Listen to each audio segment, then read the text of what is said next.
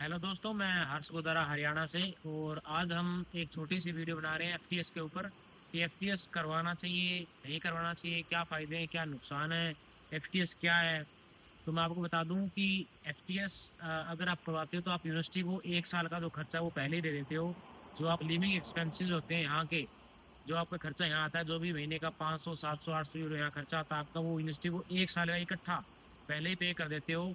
तो उससे visa 100% sure हो जाता है कि इस बंदे का पढ़ने का मोटिव और 1 साल तक यहीं रहेगा।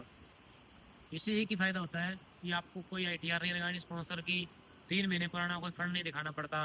बस इतना फायदा है। लेकिन अगर रियलिटी की बात करें कि एफटीएस हमें कितने दिन में मिलता है, कितनी किस्तों में मिलता है, तो अभी मैं रिसेबा यूनिवर्सिटी में पढ़ रहा हूँ, तो मेरे को रिसेबा का पता है और कोई दूसरी यूनिवर्सिटी का मैं कह नहीं सकता। रिसेबा पहली बार जब आप पहुँचते हो, अकाउंट नंबर देते हो, सारा कुछ कर देते हो, तो आपको 3 महीने की किस्त वो एक साथ मिलती है। लगभग लगभग 2500 2400 यूरो जो है वो एक साथ मिलती है। उसके बाद हर महीने किस्त मिलती रहती है, मतलब कि 800 यूरो 850 जो भी बनता है, तो चलती रहती है किस्त। उसका एक प्रॉब्लम अभी ये आया है जिसके कारण मैंने वीडियो बनाई है कि मेरे काफ़ी दोस्त हैं जो एफटीएस के रिगार्डिंग पूछ रहे थे, और कुछ दोस्त ऐसे भी जो एफटीएस करवा के यहाँ आ चुके हैं सितंबर 24 इंटेक में। तो उनको ये दिक्कत आ रही है कि अभी जैसे यूनिवर्सिटी की छुट्टियां चल रही है, 2 3 महीने की भी छुट्टियां हैं, तो उनका एफटीएस एक तो टाइम पे तो आता नहीं है, क्योंकि 1 से 5 तारीख तक का टाइम होता है। तो जाता है तो एफटीएस 13 तारीख 14 तारीख को महीने के आधे चला जाता है आगे, एफटीएस उसके बाद ही आता है। तो जैसे कि अभी छुट्टियां चल रही थी, तो अभी एफटीएस नहीं आया। तो जैसे ही यूनिवर्सिटी को हमने मैसेज किया, तो यूनिवर्सिटी ये तो छुट्टियों के कारण रिस्पॉन्स बहुत लेट दे रही है।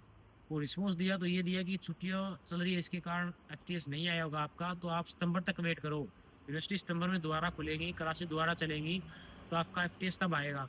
तो अगर आप सोचने वाली बात है कि हमने अपने लिविंग एक्सपेंसेस का जो सारा कुछ पैसा है वो यूनिवर्सिटी को पहले दे चुके हैं, और यूनिवर्सिटी हमें बोल रही है कि 2 महीने वेट करो, सब जुलाई और अगस्त के बाद सितंबर में जब खुलेगी यूनिवर्सिटी तभी आपको हम पैसे दे पाएंगे।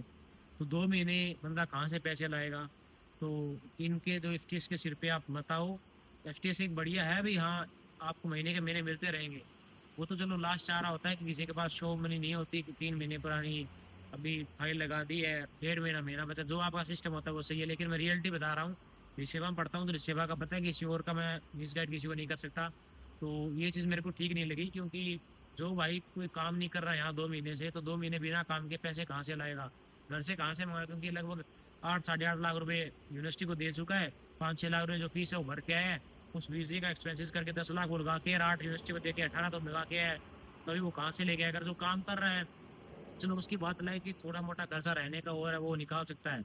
तो जो उस भाई को काम नहीं मिला है, जो नया है, और जो भी सिस्टम है जिसका काम थोड़ा कम चल रहा है, क्योंकि काम कम ज़्यादा होता रहता है, तो ये चीज़ मेरे को ठीक नहीं लगी। तो टेस्ट कराने से पहले एक बार थोड़ा सोचें, अपने एजेंट से भी थोड़ी बात करें। लेकिन वो कोई नहीं बताएगा ये बात, वो यही कहेंगे कि 1 से 5 तारीख के बीच में आपको एफटीएस मिलता रहेगा।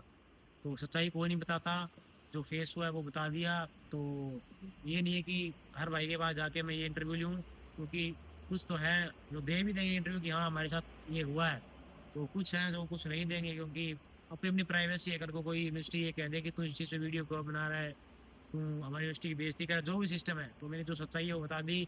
एफटीएस करा रहे हो सोच समझ के कराओ। मैं अपने खुद का पर्सनल एक्सपीरियंस बता रहा हूँ, मैं एफटीएस से नहीं आया।